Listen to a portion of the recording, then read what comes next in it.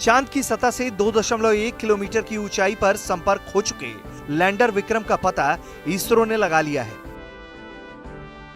जिसके बाद माना जा रहा है कि दोबारा खुशखबरी इसरो देश को दे सकता है।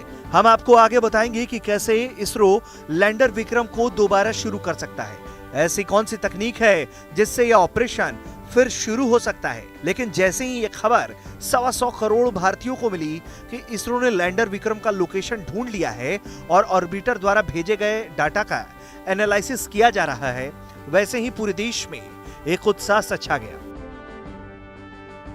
लोगों के अंदर फिर से वो जोश भर आया कि चांद के दक्षिणी ध्रुव की जानकारी भारत जरूर हासिल करके ही दम लेगा, क्योंकि भारत की स्पिरिट न कभी झुकती है न कभी हार मानती है। फिलहाल ये जानकारी नहीं है कि लैंडिंग के वक्त विक्रम को कितना नुकसान पहुंचा है या फिर नहीं पहुंचा है। फिलहाल विक्रम से इसरो का कोई संपर्क नहीं हुआ है, लेकिन लैंडर विक्रम से संपर्क करने की कोशिश लगातार जारी है। Has ISRO managed to find the exact location of the lander, sir?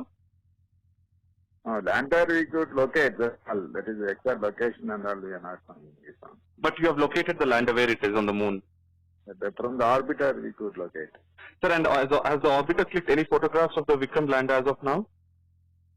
No, that is it's as a general not a clicking photo. It is like as an image we have seen that one. It's a thermal image or something, sir?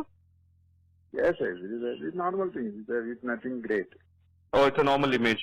But as of now, ISRO knows the location of where the lander is, and still the communication is trying to be established.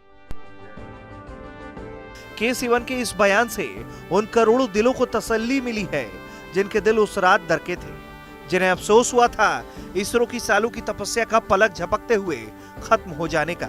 लेकिन आज की ये बात कि orbiter ने lander Vikram को खोज निकाला है और उसकी थर्मल इमेज इसरो को भेज दी है।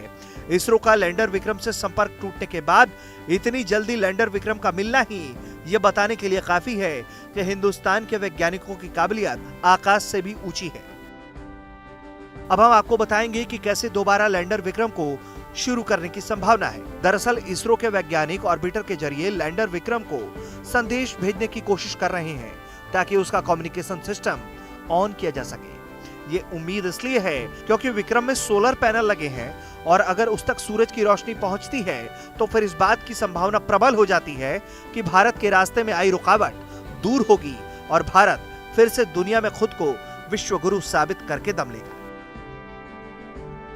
आपको बता दें कि जिस लोकेशन पर लैंडर विक्रम मिला है, अगर उस जगह तक सूर्य की किरणें पहुंच रही होंगी तो उसके दोबारा शुरू होने की उम्मीदें हैं। ऐसा होने से भारत अपने एजेंडे में कामयाब होगा। लेकिन लैंडर विक्रम का चांद की सतह पर लैंड करने से महज 2.1 किलोमीटर पहले की लैंडिंग के वक्त लैंडर का संपर्क टूट गया था। ऐसे में देखना होगा कि ये लैंडिंग कैसी थी। क्या ये क्रैश लैंडिंग थी? क्या विक्रम को किसी तरह का नुकसान हुआ है? क्या विक्रम में लगा सोलर पैनल ठीक है? क्या विक्रम सोलर पैनल के जरिए काम कर पाएगा? ऐसे सवालों के जवाब जैसे ही इसरो को मिल जाते हैं, भारत के मुट्ठी में चांद होने की प्रक्रिया फिर शुरू हो सकती है। ब्यूरो रिपोर्ट, भारत तक।